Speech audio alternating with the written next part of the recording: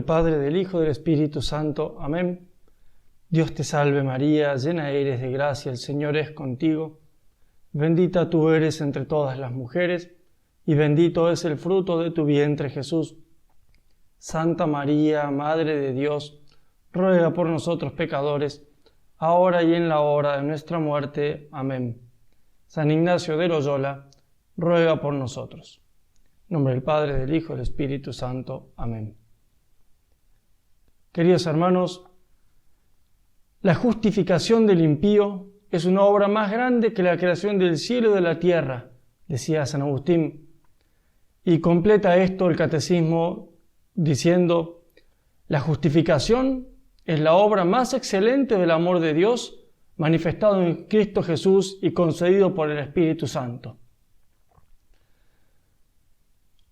La admiración ante el misterio de la misericordia que Dios ha tenido con nosotros tiene que brotar espontáneamente del corazón arrepentido, dolorido, pero al mismo tiempo muy agradecido para con Dios, del ejercitante, en este momento en el que estamos ya culminando la primera semana de los ejercicios.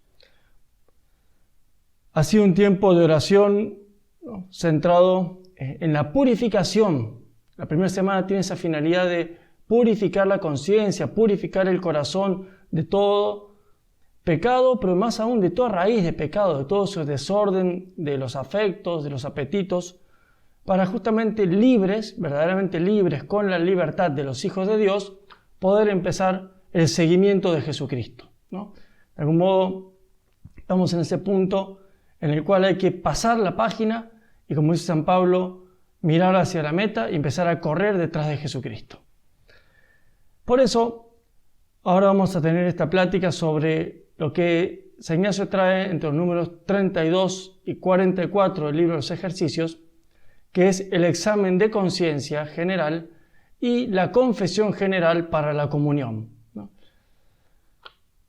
Llegados, decíamos, a este punto de los ejercicios, habiendo hecho ya esta primera semana, los ejercicios de la primera semana, habiendo alcanzado los frutos que fuimos pidiendo, es decir, habiendo alcanzado vergüenza y confusión de nosotros mismos, crecido a intenso dolor y lágrimas de nuestros pecados, conocimiento interno y aborrecimiento de ellos, de los pecados, conociendo el desorden de nuestras operaciones y aborreciéndolo para poder enmendarnos y ordenarnos, también librándonos de los engaños del mundo y hasta teniendo un interno sentimiento de las penas de los condenados, para que, si del amor de mi Señor eterno me olvidare, aunque sea por el temor de las penas del infierno, yo no viniera a caer en pecado, es decir, suscitando ese santo temor del infierno.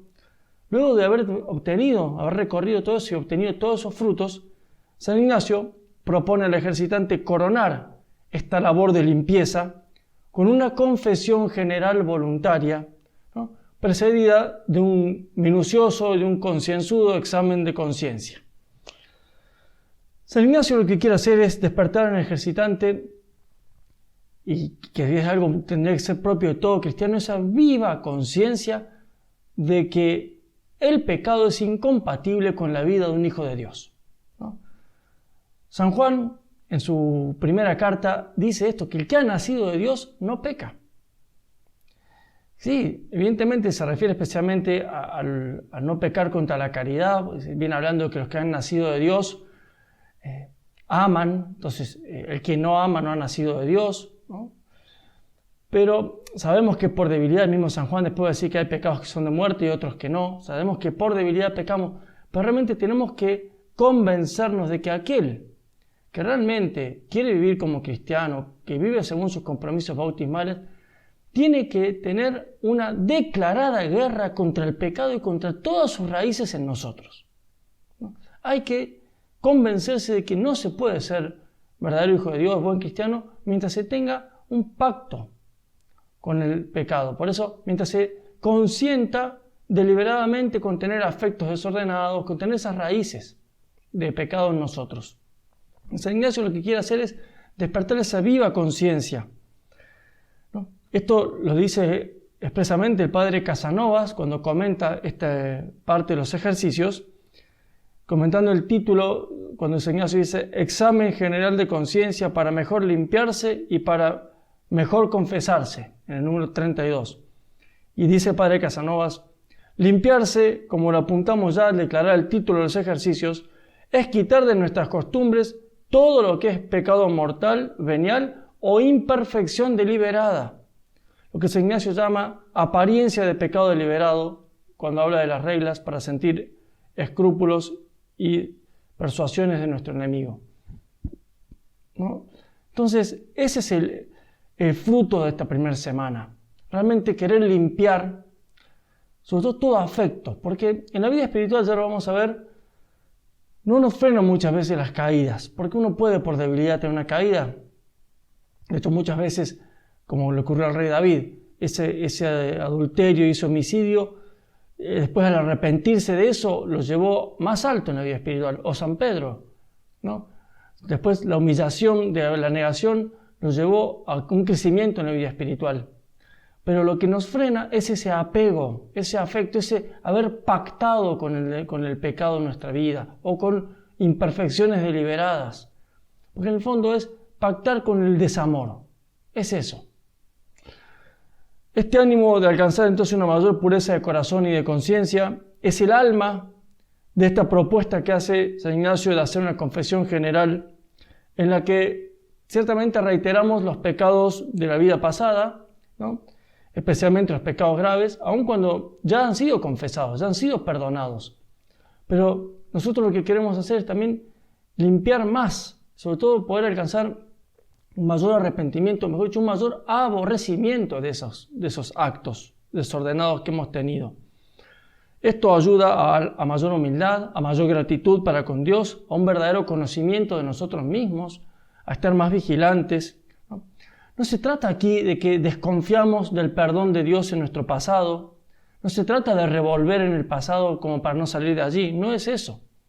Sino que el clima espiritual de los ejercicios que hemos estado meditando sobre el pecado, sobre su gravedad, sobre su fealdad, nos prepara para recibir de un modo mucho más fructuoso el sacramento de la penitencia. Tenemos unas disposiciones interiores muy buenas para recibir con mucho fruto, con mucho provecho el sacramento de la confesión. Por eso quiero solamente recordar brevemente algunas cosas sobre la doctrina del pecado que nos van a ayudar a comprender por qué conviene hacer un minucioso examen de conciencia y una confesión general de los pecados ya confesados, pero qué provecho tiene, ¿no? Cuando nosotros nos detenemos ante la realidad del pecado, lo primero que hay que hacer es definirla como un acto humano, es decir, libre y consciente, contra la voluntad de Dios, ¿no? Contra la ley de Dios positiva, contra los mandamientos de Dios. Es una falta al amor de Dios. Hemos visto en los ejercicios cómo el principio y fundamento es ese plan amoroso de Dios y cómo el pecado lo rompió. Es un desamor para con Dios, ¿no? Siempre el pecado es como un rechazo de Dios y una conversión a la criatura. Muchas veces a nosotros mismos, un amor desordenado por nosotros mismos.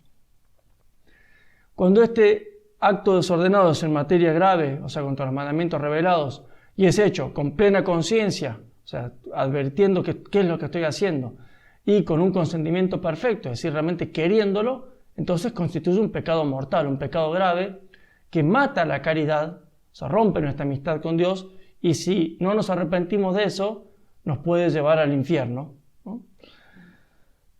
En cambio, el pecado leve es el pecado venial es cuando es en un desorden leve, es decir, no es en algo grave, o cuando es en algo grave, pero fue hecho sin advertencia plena o sin consentimiento pleno, ¿no? Un pequeño desorden moral realizado o un desorden grave, pero realizado sin advertencia plena, sin deliberado consentimiento. Bueno, lo importante aquí de considerar es que el pecado es un desamor, implica siempre un desorden, ¿no? Un desorden en las pasiones, en los apetitos, en las operaciones, además de la culpa de la voluntad desordenada que se rebeló contra Dios. ¿Por qué es importante recordar esto? Porque, claro, en el sacramento de la confesión o cuando nosotros nos arrepentimos de un pecado, si es un pecado grave necesitamos sí o sí del sacramento, pero si es un pecado venial o una imperfección, muchas veces con un acto de contrición, con un pedir perdón, con un hacer un acto de caridad contrario ya se nos perdona. Pero Dios nos perdona la culpa, nos perdona ese desorden de la voluntad, ¿no es cierto? Pero queda muchas veces todo ese desbarajuste, podemos decir, toda esa desarmonía que creó el pecado en nosotros, ese daño, ese habernos ensuciado. Y eso es lo que tendremos que ir purificando a través de la penitencia y a través del ejercicio de las virtudes contrarias. Por poner un ejemplo, una persona que peca de gula, ya sea porque come demasiado o porque come solo lo que le gusta, por ejemplo, Dios le da la luz y se da cuenta a la persona de que peca contra eso, peca de gula. Entonces va, se arrepiente y se confiesa, ¿no? En el momento en que se ha confesado de eso, de ese desorden en el comer, solamente buscando el placer en el comer, Dios lo perdona. Pero claro, ha quedado ese vicio, ha quedado esa inclinación hacia comer de más o hacia comer solo lo que me gusta. Bueno, y eso, para poder purificarse de eso, muchas veces va a ayudar el hacer penitencia o el ir, muchas veces, aunque ya esté confesado ese pecado, renovar ese dolor, aborrecer ese desorden, aborrecer ese comer solo por el placer del gusto en el comer, esa falta de templanza, ¿no? Bueno, justamente para luchar contra este desorden que ha creado en nosotros el pecado, ayuda mucho la confesión general, ¿no? Para que realmente aborrecer ese desorden que ha quedado en nosotros. Y justamente ese acto de caridad que hacemos al volver a pedirle perdón a Dios, al agradecerle su misericordia, ¿no? Nos vuelve a unir a Dios. Es justamente utilizar del pecado para unirnos más con Dios, ¿no? De algún modo, tenemos que recomponer esa imagen divina que el pecado ha desfigurado en nosotros. Y ese es un trabajo que va más allá del perdón de la culpa, ¿no? Es justamente ese trabajo por satisfacer la pena que el pecado nos causó o por reparar ese daño que causó en nosotros. Bueno, en los ejercicios espirituales, en la mente de San Ignacio, se supone que el ejercitante ya viene libre de la culpa de los pecados, no necesita estrictamente la confesión sacramental, salvo que tuviera conciencia de haber hecho malas confesiones antes, haber hecho confesiones sacrílegas. Entonces sí que tiene que confesarse de esos pecados que en verdad no fueron perdonados porque la confesión estuvo mal hecha, si cayó algún pecado por vergüenza, ¿no es cierto? Pero San Ignacio supone que el ejercitante está en gracia, es decir, que no necesita estrictamente la confesión sacramental, pero lo invita a esta confesión general para trabajar justamente sobre este punto que decíamos, para poder ir reparando ese desorden que han producido los pecados, ¿no? Buscando conocer mucho más a fondo el daño que causó el pecado en mi vida y poder enmendarme de él.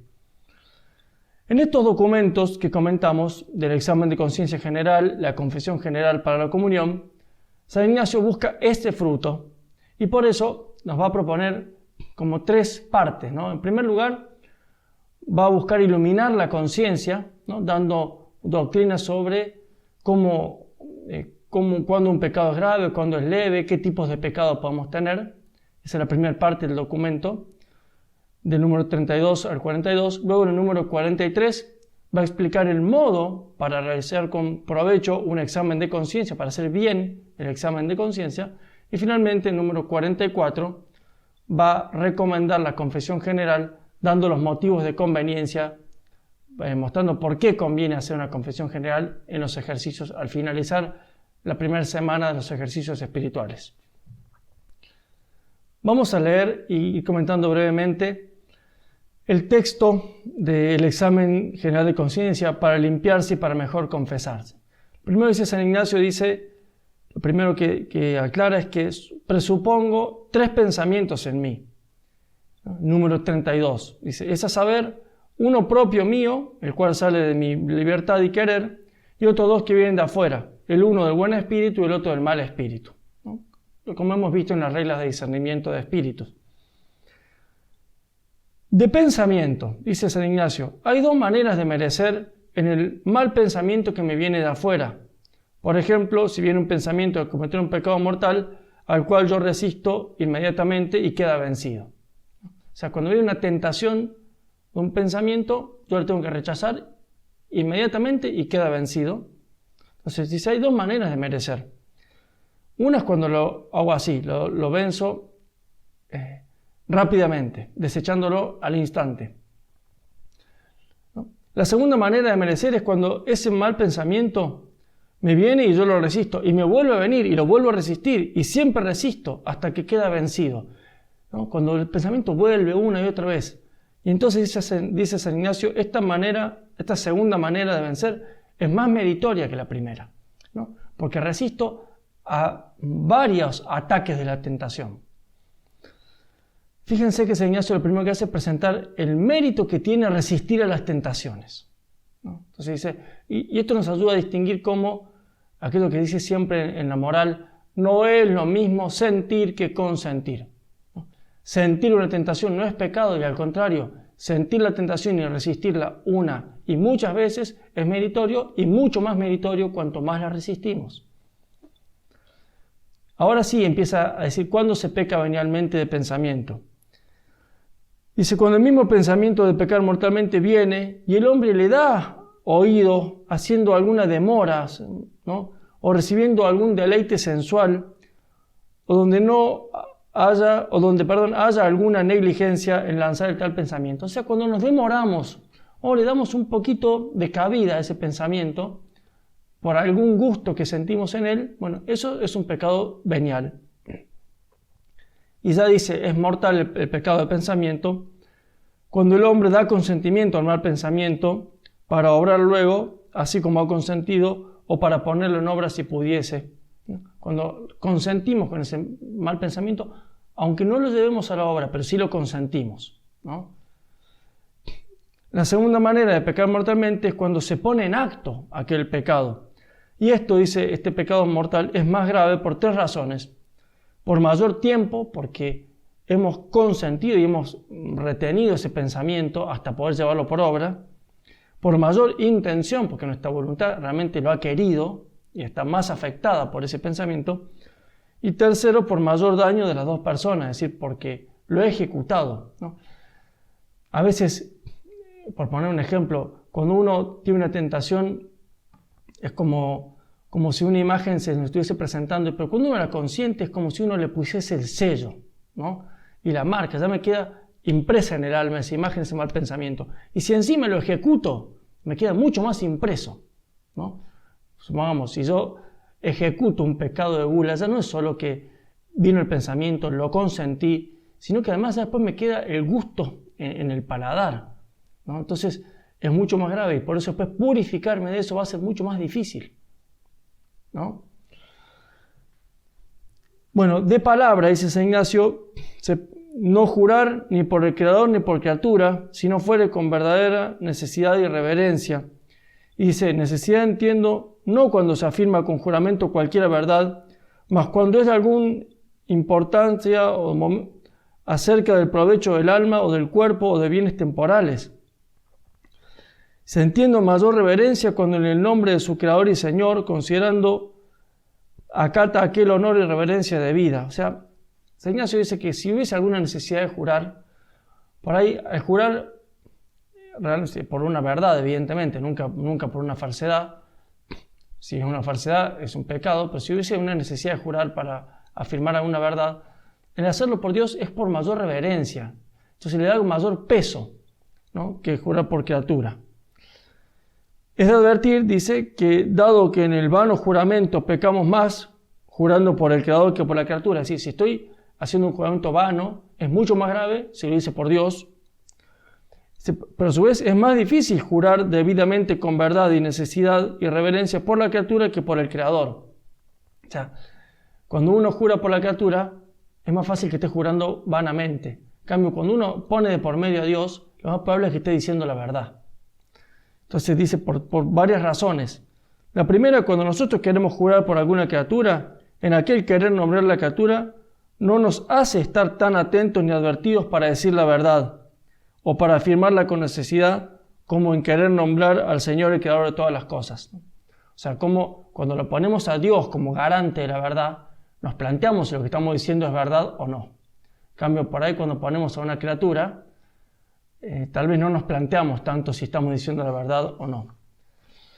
Y la segunda razón que da es que en jurar por la criatura no tan fácil es hacer reverencia y acatamiento al Creador como cuando juramos y nombramos al mismo Creador y Señor. Porque el querer nombrar a Dios nuestro Señor trae consigo más acatamiento y reverencia que querer nombrar la cosa creada. Por tanto, es más concedido a los perfectos, dice, a las personas buenas, jurar por la criatura que a los imperfectos, porque los perfectos, por la asidua contemplación e iluminación del entendimiento, consideran y meditan y contemplan más ser Dios nuestro Señor en cada criatura según su esencia, presencia y potencia, y así en el jurar por las criaturas son más aptos y dispuestos para hacer acatamiento y reverencia a su Creador y Señor que los imperfectos.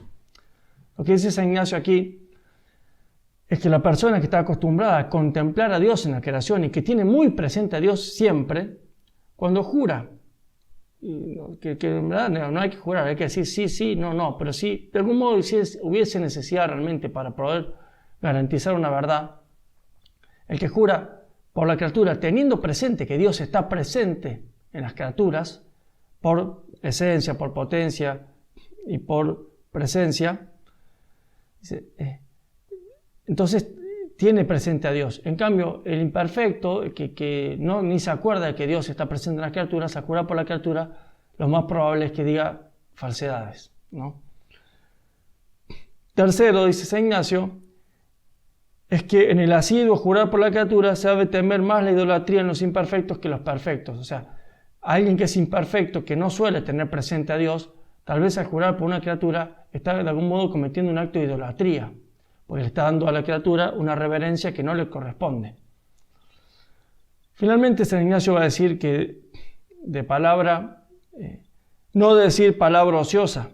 O sea, primero, no hay que jurar. O si hay que estar con necesidad, tener presente esto, que si juramos hay que tener en cuenta la reverencia a la criatura, al Creador, y a la criatura en cuanto que el Creador está presente. Y por eso hay que decir la verdad siempre.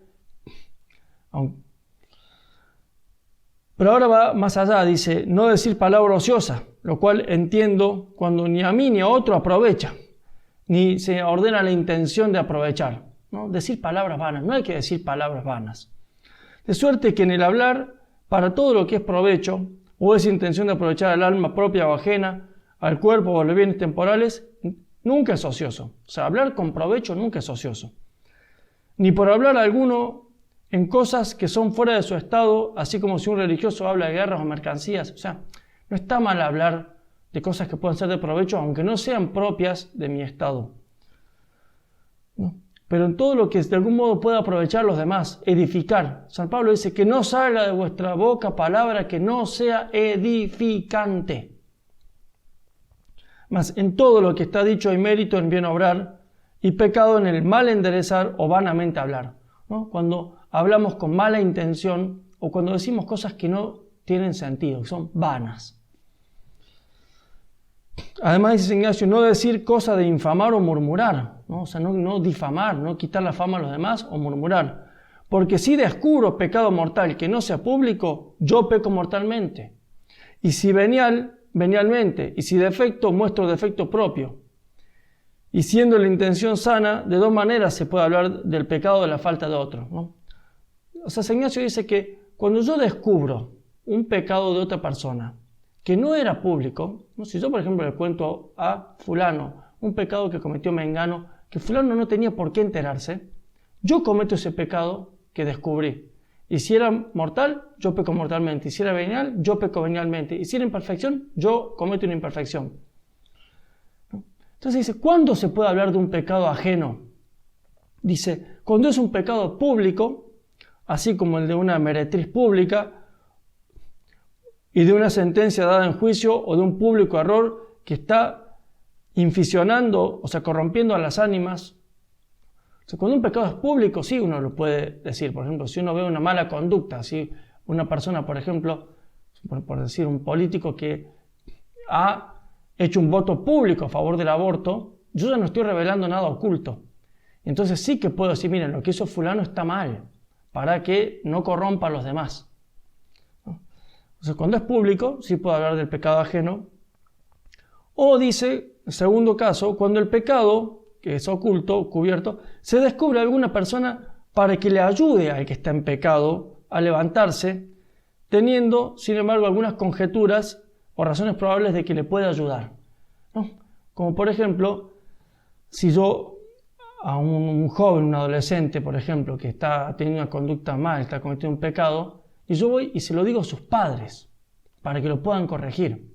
O le digo a un maestro, ¿no? O en el caso de un religioso, si yo le comento a un superior de esta persona, de este religioso, para que lo pueda ayudar, cuando preveo que pueda ayudarse, ¿no? Por eso dice, comentar el pecado con alguien que realmente pueda de algún modo remediar. Entonces fíjense que, ¿por qué estoy comentando ese pecado? ¿Porque quiero quitarle la fama a esa persona? No, porque le quiero ayudar. Del mismo modo que yo voy con una persona que va enferma al médico y le digo al médico, mira, a esta persona le pasa esto, esto y esto. Y yo le comento las enfermedades ajenas para que el médico les pueda poner remedio. Es el único justificativo que tiene que haber para poder hablar de un pecado ajeno, ¿no? O que sea público, entonces yo ya no estoy descubriendo nada oculto, o para ayudarlo realmente, pues entonces tengo que pensar bien con quién voy a hablar esto. Finalmente, San Ignacio dice el pecado de obra, y lo comenta rápidamente, dice tomando por objeto los 10 mandamientos, los preceptos de la Iglesia y las órdenes de los superiores, ¿no? Todo lo que se pone en obra contra alguna de estas tres partes, según mayor o menor calidad, es mayor o menor pecado, según sea más grave o menos grave. Y se entiende por órdenes o comendaciones de los superiores, por ejemplo, las cosas que manda la Iglesia, dice los preceptos en su época, las bulas de cruzadas y otras indulgencias, como por paces. Entonces dice, por ejemplo, si el confesor o el director me diese orden, o sea, me diese una orden sobre cómo confesar cada cuánto o cómo comulgar cada cuánto, bueno, si yo desobedezco eso, cometo un pecado, ¿no? Finalmente, San Ignacio número 43 explica el modo de hacer examen general de conciencia, que es muy interesante, ¿no? Entonces, primero, San Ignacio nos quiere iluminar la conciencia y, como comenta el padre Casanovas, dice que lo primero es esto, limpiar las costumbres, ¿no? Para poder limpiar las costumbres, lo primero es afinar la conciencia moral, para que el hombre, sin caer en escrúpulos, tenga clara conciencia de sus pecados. Y eso es lo que ha hecho San Ignacio. Y por eso, principalmente se ha detenido en explicar los pecados de pensamiento y de palabra, porque son aquellos en los que muchas veces menos tomamos conciencia. Si en los pecados de obra es más claro que es pecado, ¿no? Y generalmente uno se da cuenta si ha pecado contra los 10 mandamientos de obra. En cambio, muchas veces no nos damos cuenta de los pecados que cometemos de pensamiento. O sea, muchas veces pecamos contra el 5.º mandamiento de pensamiento, porque pensamos en hacerle daño al prójimo. O de palabra, porque realmente hablamos mal del prójimo, ¿no? Y así en todo, o las tentaciones contra la pureza, o las tentaciones contra la justicia, de robar. Bueno, muchas veces faltamos a la justicia en las palabras o en los pensamientos, ¿no? Cuando uno piensa mal del otro, cuando hace un juicio temerario, cuando yo juzgo una causa sin tener realmente los elementos. Entonces, San Ignacio nos quiere iluminar sobre todo eso primero, para que podamos afinar la conciencia moral. Y a esto van dirigidas entonces esas instrucciones que acabamos de comentar. También es importante comentar esto, como a veces cuando uno padece escrúpulos, que los escrúpulos son esa tentación del demonio cuando nos hace ver pecado donde no lo hay, ¿no? Pero ese padecer los escrúpulos que durante los ejercicios no es extraño que ocurra, sobre todo cuando uno empieza a revisar la vida, bueno, ayuda mucho a afinar la conciencia. Muchas veces, sobre todo, como dice San Ignacio, para que no tengamos ni apariencia de pecado. Muchas veces el padecer escrúpulos, es decir, como esas perplejidades, no saber si esto es pecado o no, nos ayuda como realmente limpiar más y rechazar más, ¿no? Como cuando a uno le parece que hay una mancha y sigue fregando para ver si la puede quitar totalmente. Entonces, este repaso de las ideas morales y este mayor afinamiento de la conciencia son una poderosa ayuda para examinar y precisar los pecados ya cometidos, y sobre todo para poder darles su justo peso. Por eso es que la confesión general que después haremos nos va a ayudar a quedar muy limpios y también como a poder darnos cuenta realmente de cuánta misericordia ha tenido Dios en nuestra vida. Cuando uno no le da el peso que tiene el pecado, cuando uno no valora realmente, cuando uno no tiene sentido del pecado, tampoco tiene sentido de la misericordia, ¿no? Bueno, explica San Ignacio entonces ahora en el número 43 cómo hacer ese examen y lo primero que va a hacer es explicar que hay que pedirle luz a Dios, porque para poder ver realmente lo que hay en la profundidad de nuestro corazón necesitamos una luz sobrenatural. Entonces lo primero dice San Ignacio es pedir luz, pero incluso antes de eso, para poder realmente contrastar la malicia de nuestro pecado, dice, el primer punto es dar gracias a Dios por los beneficios recibidos. Siempre, todo examen de conciencia tiene que comenzar con ver los beneficios que Dios me ha dado, ¿no? Las dos palabras que tienen que estar en todo examen de conciencia son gracias y perdón. Y en la medida en que yo agradezca, voy a poder también pedir perdón, ¿no? San Ignacio quiere que el examen de conciencia no sea solamente una introspección como para revisar mi conducta y decirme yo he hecho esto, esto y esto. No es solamente eso, no es apuntar qué he hecho o cuántas veces he faltado. Es ante Dios. Entonces es ver cuánto me ha amado Dios y cuánto yo no lo he amado a Él. Por eso, reconociendo primero todos los beneficios divinos, eso va a hacer que nuestro examen de conciencia sea realmente mucho más impregnado de amor, ¿no? Entonces, que me duela haber respondido con desamor al amor de Dios. Entonces, lo primero es dar gracias a Dios. O sea, ver tomar conciencia de los beneficios recibidos. Luego, San Ignacio dice pedir gracia para conocer los pecados y lanzarlos, o sea, para conocerlos y aborrecerlos, quitarlos de mi vida.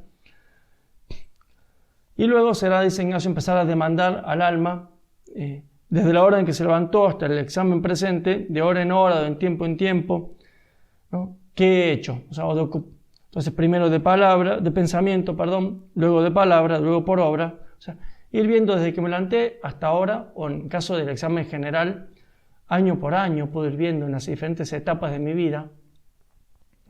Pero ese demandar cuenta al alma de qué he hecho y cómo lo he hecho. Finalmente, cuarto punto será pedir perdón a Dios por esas faltas. Y el quinto, proponer la enmienda, ¿no? ¿Cuál es el fin de este examen de conciencia hecho así? Que San Ignacio dice que hay que hacerlo cada día, este examen general. Pero ahora lo estamos comentando como un examen para prepararnos para la confesión general. ¿Cuál es el fin de este examen en la vida espiritual? Es muy importante captar esto, ¿no? El fin es que el pecado no me adormezca, sino que yo utilice el pecado para crecer en el fervor espiritual. A ver, ¿a qué nos referimos con esto? Padre Casanovas dice, tenemos que convencernos de esta realidad, de que tenemos que ser santos y amar a Dios rodeado de faltas. Porque el no pecar es un don que Dios le ha dado a algunas personas, a la Virgen María y a alguno que otro santo en algún momento de su vida. Pero lo más probable es que nosotros tengamos que aspirar a la santidad rodeado de faltas. O sea, a pesar de nuestras faltas, tenemos que ser santos. Entonces, hay faltas que nos hacen disminuir el fervor y justamente cuando nos dormimos en el pecado, disminuye el fervor. Y el fin del examen de conciencia es ese, es no dormirnos, es poder tomar conciencia de las cosas que hacemos mal y nunca pactar con ellas, nunca quedarnos de brazos cruzados, sino decir, bueno, realmente, perdón, Señor, esto lo he hecho mal, pero yo no lo quiero.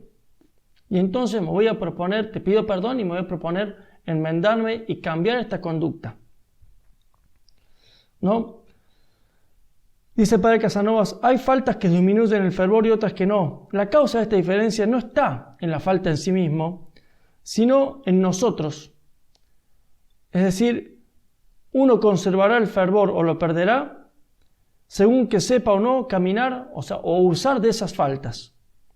Y ese es el fin del examen de conciencia, ¿no?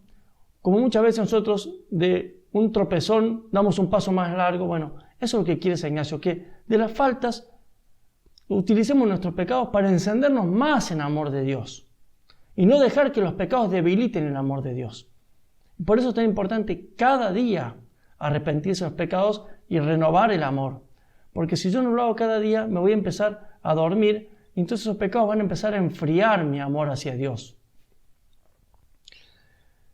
Para llegar a este ideal de que nuestras faltas, en vez de disminuir, aumenten nuestro fervor, nuestro amor a Dios, lo primero es conocer nuestras faltas. Por eso necesitamos la luz de Dios y eso es lo que pide San Ignacio, que Dios nos ilumine, nos dé esa sabiduría que se la da a los que se lo piden con humildad, con sinceridad, confiando en la misericordia de Dios.